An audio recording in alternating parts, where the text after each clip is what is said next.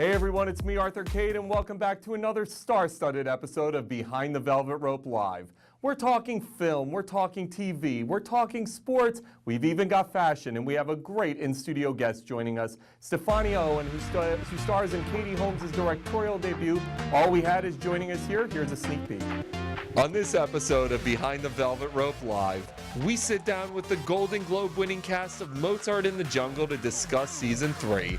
The legendary Annette and Billy Crudup share some advice for aspiring actors. After hitting the runway in Paris, Victoria's Secret Angels Josephine Skriver, Lais, Ribeiro, and Romee Strijd take me shopping at the new Fifth Avenue store. We get the scoop on the new seasons of Showtime's Billions and HBO's Veep from stars Malin, Akerman, and Tony Hale.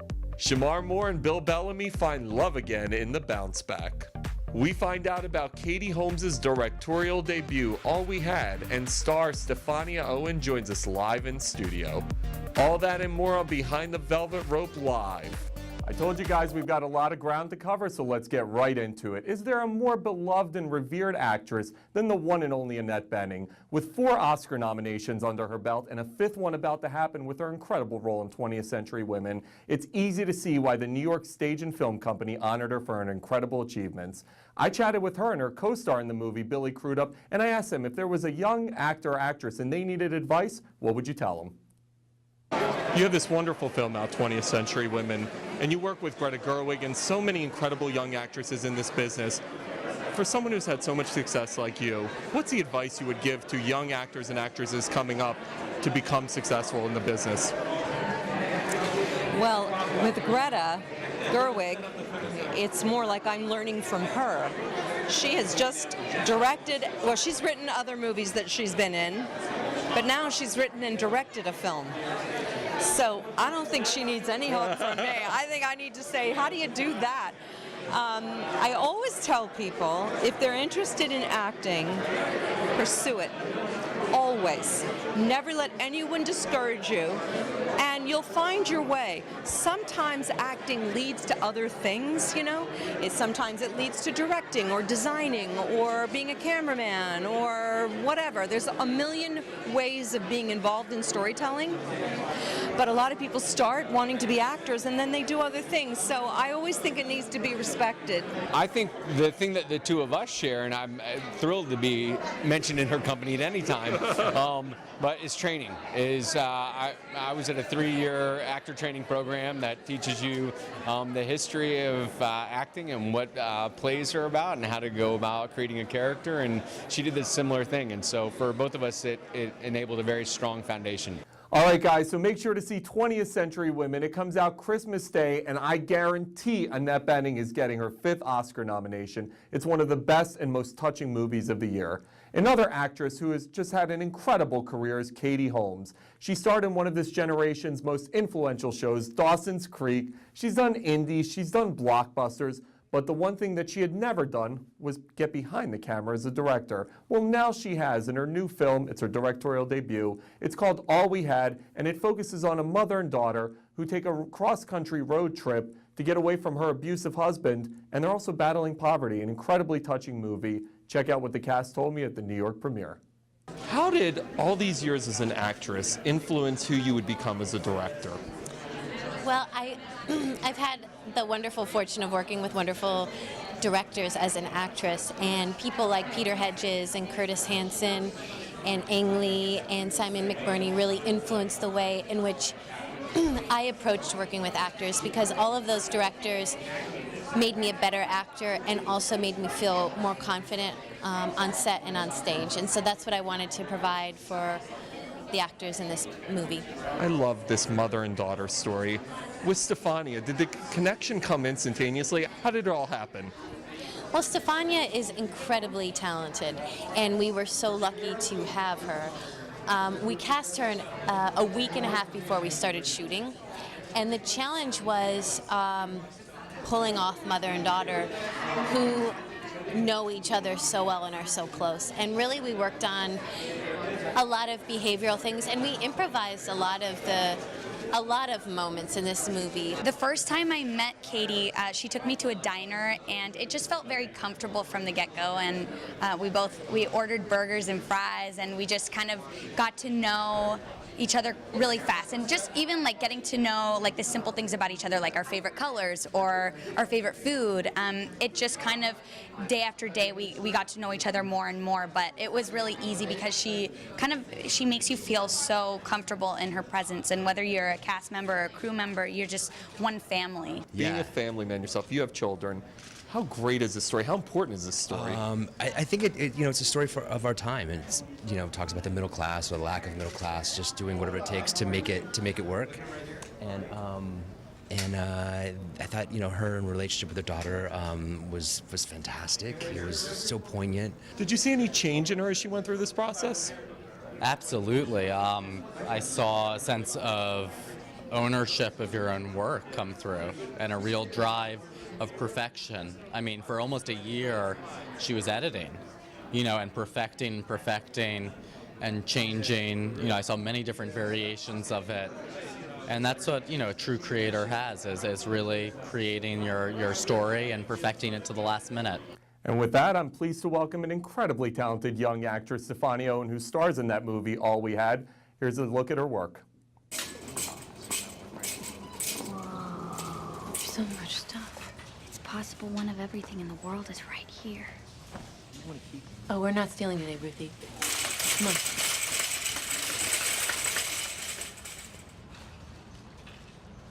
Whoa. It's so big.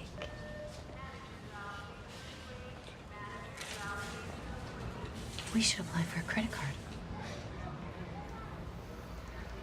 A credit card? Can we really qualify? We own a house now. Of course we can.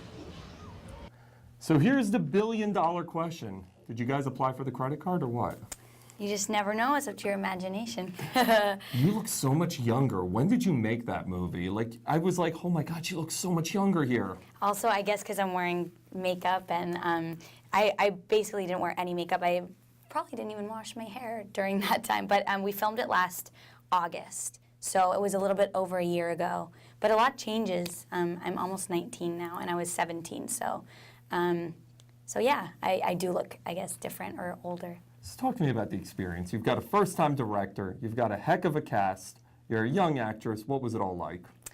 I mean, it didn't seem real. It all happened so fast. I auditioned. I put myself on tape in New Zealand, so I didn't really think anything of it. They were actually originally just going to cast a local New Yorker. So I put myself on tape, and then I sent it in, and then a few days later, my mom calls me, and because she was on vacation overseas, she told me, Katie Holmes wants to Skype you. I was like, what? And so then I rushed home. I quickly read the script because I hadn't read it yet. And then I'm on Skype with Katie for like 5 minutes. And then I was like, well, 5-minute call? It's not going to happen. And then about 3 days later, I get a call from my agent saying, you're going to play Katie Holmes' daughter. And that weekend, I was in New York. So it happened extremely fast. And it wasn't until we started filming that I kind of realized I'm working with Katie Holmes. And I didn't actually know that Judy Greer was going to be in it. I didn't know that Luke Wilson was going to be in it. So it was all of these surprises while I was filming. And it was incredible. And I learned a lot about myself. I learned a lot about the craft. I learned a lot about how you direct and act at the same time. And it was a really special experience for me. Katie's been doing this since she was your age. You just worked with Chris Cooper, which I talked to you at that premiere as well. You're around these vets who have had so much success. What do you take away from that experience? Like when you see them work, what's coming inside of you from that? Well, I think the greatest part about working with those amazing people is that, I've been very lucky that they've been so humble and they've made me feel like one of them. So it never felt like, they were these stars. They never acted like they were these stars. So that is what I take away from being able to work with those people, whether it's Hugh Laurie or Chris Cooper or Katie, is that you have to remember your roots and just you're a person. Everyone's a person. And I think that that's so important throughout, especially because this business is so hectic and crazy and last minute that, you remember where you came from, and you surround yourself with really good people, and that's what I've learned from these amazing stars that I've been able to work with. You mentioned Hugh Laurie. You've got a TV show out there called Chance. You play his daughter. I do. How is doing something like that different from doing an indie like this? Oh, it's so different. Also, TV in general is very different because your character is it's ongoing. So you're learning about your character as you go on, whereas a movie, you have the script and that's it. And I mean, you build and you have to also like go a little bit deeper, but for a TV show, you're reading each script, and it's like you're really learning about your character as you go and kind of switching and kind of, dialing anger in or dialing sadness in, and kind of, and it's very kind of last minute. Whereas a film, you kind of go in for it, you audition, and you have the script from day one, and that's it. So it's different. I love doing both. I've been very lucky that I've been able to do both. But yeah, I loved them for different reasons. Chance was amazing to film because I got to be with Hugh Laurie. I love my character. And then All We Had was an amazing experience because, again, the people that I was working with, and it was a very important time for me too. A lot of things were going on, and so that's, again, why it was very special, All We Had. I've always wanted to know, I'm such a Hugh Laurie fan. People don't realize that he's a comedian, by the way. He's like hilarious. He's so funny. I've interviewed everybody, but I've never interviewed Hugh Laurie. What's he like behind the scenes? Like, what is normal Hugh Laurie like? He is the most humble person you could ever meet. He downs himself all the time. Like he even says he's not funny. He says that he's not a good musician. He says he's not a good singer. He basically says he fakes it till he makes it. I hate talented people like him. I hate them. But he's genuine about it. He's not attention seeking. He's just so humble, so kind, and I had so much fun with him, and I learned a lot about him, and yeah, so I feel very lucky that I know a few little secrets. You and I were joking. You're like my new BFF because I saw you for the Chris Cooper movie. I saw you at the All We Had premiere. You're here today, and I'm seeing you Tuesday because you're doing an off-Broadway play with, by the way, another person getting an Oscar nomination, Lucas Hedges. What's Yen all about? Well, Yen is about two brothers who are 13 and 16, and they live by themselves in this flat in Feltham, England, which is kind of a more poor part of England. And their mother is an alcoholic, and she doesn't live with them. But so my character, Jen, she comes into their lives because she sees their dog in the window who hasn't been fed, who doesn't get taken out. And so she initially goes there wanting to look after the dog and take the dog away, but kind of sees these boys and sort of becomes the mother figure, but also falls in love with the older brother. And the story is kind of about what life is like for people that don't have boundaries and what life is like for kids who don't have rules. Yeah. You saw what Annette Bening was saying when I asked her about advice that she would give a young actor or actress. What advice would you give to somebody who wants to do what you're doing early in your career? What's the advice you would give that has gotten you this far? Well, I mean, I agree with her. If you love it, you have to, drive for it and just keep going. But I'd say you need to surround yourself with really, really positive people. You need to remember where you came from, because otherwise then you go off track and you kind of lose who you are. Your family is, I mean, especially for me, my family is so important to me, and we're so close, and without them, I mean, I wouldn't be here, or I wouldn't be the person that I am. So I just say surround yourself with positive people to keep you grounded and to, keep you who you are. And I think if you have that support, then, I mean, you have the sky and beyond. You're doing such incredible things at such a young age. I mean, you had the Carrie Diaries, which was people were buzzing about, all this other stuff. Does it scare you how quickly it's all moving? Is it exciting? What goes through you when you're like, I'm only 19 and I still have all these years to accomplish everything I want to accomplish? I mean, it has moved really, really fast, and I just recently moved to New York, and it's very, very fast paced, and I love it. Like, it's great. But it's not until I actually sit down and I get to talk to you about what I'm doing that I can actually realize, oh my God, this is all happening, because it's just I don't really have time to think right now.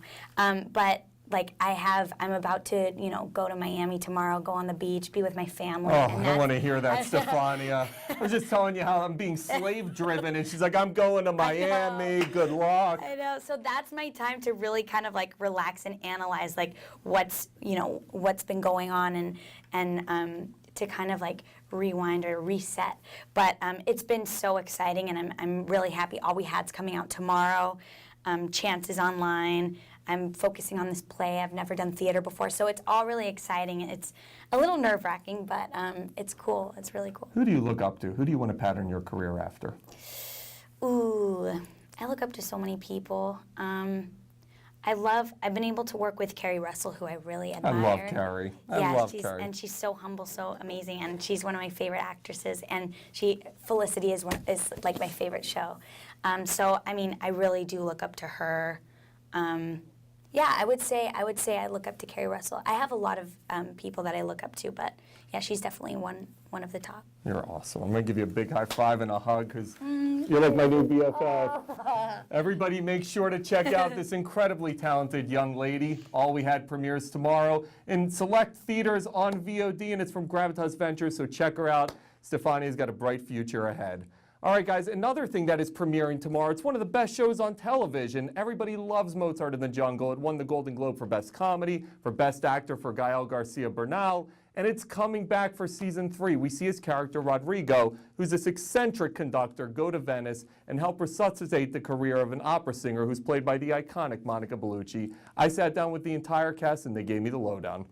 Rodrigo's got to be just the most fun character you've ever played in your life. I mean, he's crazy, he's charismatic, he's over the top. How much fun do you have with this? A lot, so much that you have to repress yourself. You know, Rodrigo could come in through the window right now, you know, and there would be a justification for that. Yes, I see Rodrigo's a superhero. Yes, and also it satisfies a side of me that I wish I was. With this show, we get to essentially see the behind the scenes of what it's like in the musical community. What's been the reaction for you guys? Has there been feedback, or musicians or classical opera people coming up to you guys and saying, I love your show? What's been the feedback that you've gotten? I feel like the feedback from the classical music community has been really positive. Like, there's no place I get stopped more than when I go to like an orchestra show. In Europe also, this TV series is very famous, so when I said to my friends and everybody I was working in Mozart in the Jungle, so everybody in Europe, they were so excited. Gloria, this is such a fun character to play. I mean, this woman, she's an artist at heart, but she's always hustling, right? Well, that's the whole thing. She runs, if you will, Lincoln Center, so to speak. You know, so I mean, that's a huge, huge place, and she has to keep people in the seats. So she's torn between her being really an artist. Bubbles? Yes, she brings in bubbles to make some money when the orchestra's not playing. So degrading. Malcolm, for you, it's funny because we see with your character, he's an aging artist. He's a guy who has to give up what he loves, but he's still an artist at heart. Tell me about the commentary. What do you think here the message is in terms of aging artists and how they have to adapt? You have to reinvent, you know, otherwise you get left behind. And I think Thomas is desperate to be relevant. Whatever that takes, he'll try, you know, he'll give it a go. And of course, he loathes it because it is loathsome music, but he'll go with it. All they need is a couple of bars, and you know, and then he starts swearing into the mic, and that's what they want. Welcome to the world, motherfucker. You know, that's what they want. #1 in Korea. Oh my God, can we just comment on how awesome Malcolm McDowell is? He's the coolest. Make sure to watch Mozart in the Jungle when it premieres. Binge watch it, December 9th. It's going to be on Amazon Prime. You guys know that for the last 4 weeks, I have been working out with the Victoria's Secret Angels for Train Like an Angel as they prepare for the Victoria's Secret fashion show. Well, this past Monday, it came, they saw, they conquered, and they flew back and joined me at the brand new 5th Avenue flagship store, showed me around, took me shopping, and we had some fun. How could I say no to that? Josephine, first of all, welcome back from Paris. Thank you. And second of all, how ridiculously gorgeous is this new flagship store we're in? Oh my God, I'm obsessed with this new store. The fact that we're even in the Angel Suite where you can go and get like private bridal showers coming and dressing you up, it's like, it's insane. Wait a minute, this is called the Angel Suite? We're in the Angel Suite right now. Have you been on the museum floor? They even had like the old outfits. You can come take pictures with the wings and like get all up close. I was even so excited because I couldn't like remember half the outfit. Which is your favorite outfit? My outfit. She wore that one. How cool is that? Yeah, 70 pounds. Really, really heavy, but I did it. When you look at being an angel, what has it meant to you? Like, being an angel means a lot for me because I always dreamed of being an angel, and Victoria's Secret stands for strong, sexy, confident women, so to be a spokesperson for a brand like that is such a big honor. I've seen some of the cool moments from the show. What were some of the cool moments that you saw and got to experience? I had a really cool moment with Bruno Mars on stage. We were like dancing and I had my sparkly outfit, I was twirling, then I happened to hit him with my outfit, but I hope I didn't hurt him too bad. Some of my favorite moments, it's always backstage, is so much fun. We're all together with the girls and we all worked so hard for it. So to finally be there and have fun and like have our pink robes on and like being so excited for the show to start is an amazing moment. The coolest moment in the show this year was seeing my family. I kind of walked back to the backstage and I saw them and I cried on the runway.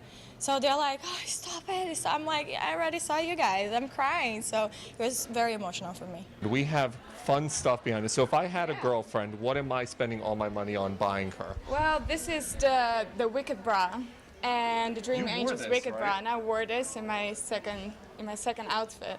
Everything that we had it in Paris on the runway, on the backstage, we have in the store.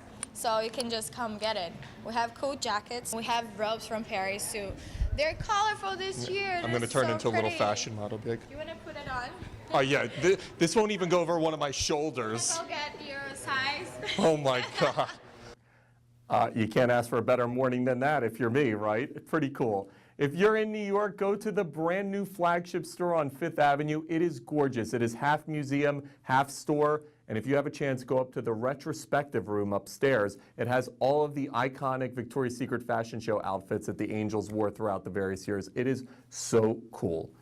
Two of my favorite shows are on their way back in 2017, and I couldn't be more excited. Showtime's Billions and HBO's Veep are coming back, and I caught up with two of their stars to get the scoop. First up was Malin Akerman, who stars as Laura in Billions.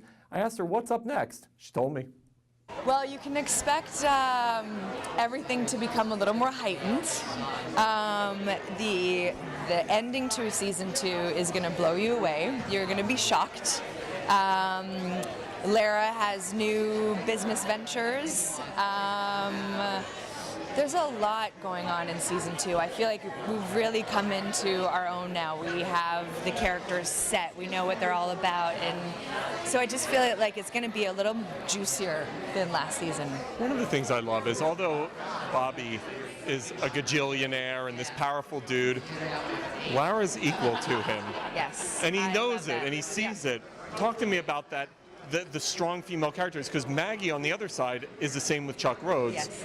I love that dichotomy, right? That is one of the things that was most attractive to me about this script, are the strong female characters, and that they are equals. And because, come on, the ladies pull the strings in any marriage, you know, happy wife, happy life. And I just think that they really do need each other. They love each other. They respect each other. Billions is back February 19th, and I'm counting down the days. It's one of my favorite shows. Can't wait to see Damian Lewis and Paul Giamatti square off once again in that game of cat and mouse they play. Another show that I'm counting down the days for, but they haven't given us a premiere date yet, is HBO's Veep. When we last left them, Selena Meyer, who had been vice president, failed in her presidential bid and was now transitioning to regular human life. Everybody loves her favorite right-hand man. He's played by Tony Hale. He's won 2 Emmys for this incredible role. And I caught up with him, and he told me about why he works so well with Julia, and also what's next. How do you build that chemistry? It's crazy. I don't know. I mean, when you're working with someone like her, it's very easy because, you know, with comedy, you kind of have to have that trust. You have to have trust that you throw the ball and they're going to throw it back and all that kind of stuff. And she's just so cool, and she's a real team player. And so it just makes the energy really fun, and everybody's giving ideas, and that helps a lot. So at the end of the last season, we see her essentially give up. I don't want to live in a world where she's not Veep, by the way. I know. I don't want to live in a world where she's not president, because my character, I don't understand why the country hasn't just given her the presidency. Because she's like Jesus to my character. What happens in the new season? What are we going to prepare for here? What's fun about this is it kind of deals with what do these presidents do after they're done. And it's because they go from the person with the most power of anybody to just like an ordinary person, you know. And so how is that transition? And for someone like Selena Meyer, who's a complete egomaniac, she does not handle it well at all. Veep returns in 2017. Shemar Moore became one of TV's biggest sex symbols because for 10 years on Criminal Minds, he was kicking down doors, saving women, and being just the coolest dude on the planet. When he left, everybody was waiting to see what he did next. He took his incredible fan base, he calls them baby girls, by the way, and they helped fund his newest movie. It's called The Bounce Back, and it centers around a romance guru who's trying to find love again. Oh, and by the way, he brought funny man Bill Bellamy along for the ride. I caught up with both of them at the New York premiere. There's a lot of colors to me, and I've done my thing. I've been blessed, and thank you to my homies, my fans, and my baby girls. I've been blessed for 24 years, and this is my first time executive producing, co-starring. I'm never going to say I was starring. It's not like that because you don't do anything by yourself. But to be able to let Bill Bellamy come and run amok and do his thing and tell his jokes, and sexy Nadine, who's so stupidly talented and very funny, which you'll see tonight. But for me to play a father for the first time on Criminal Minds, I got engaged, married, and had a baby like in 3 episodes. But it was like a new baby. Now you get to see me be a father with a 12, 13-year-old, and I'm trying so hard to be cool, but I come up the corny dad. And this movie's just, it's a relationship movie, it's a love movie, it's a friendship movie. It's a lot of serious issues done in a silly, fun, cute way. And I'm just really proud of it. It wasn't about the money. It was about the opportunity to tell just a wonderful story that Hollywood may or may not have been looking for. But after this movie happens and our fan bases come out and support, Hollywood's going to go, oh, you know what? There's some stories that we need to tell. What's everybody getting with this movie? Man, they're getting a bunch of laughter, man. Romance, really wonderful love moments, you know. Chicks are gonna love this movie. Beyond a shadow of a doubt. It's a date night for the fellas. You gotta bring your shorty with you, man. It is what it is. Some of the dudes gonna be like, man, damn. My lady making me go see all this love. Yeah, it's good, and you laugh a lot. Courtesy of me, you know, I do turn up the giggles. When do you know something's funny? When does it click for you? This is what's going to make people laugh. As a comedian, we always have a saying called the crowd don't lie. When you're a comic, you know the crowd don't lie. They are honest. If they laughing, it's real. If they feeling, it's real.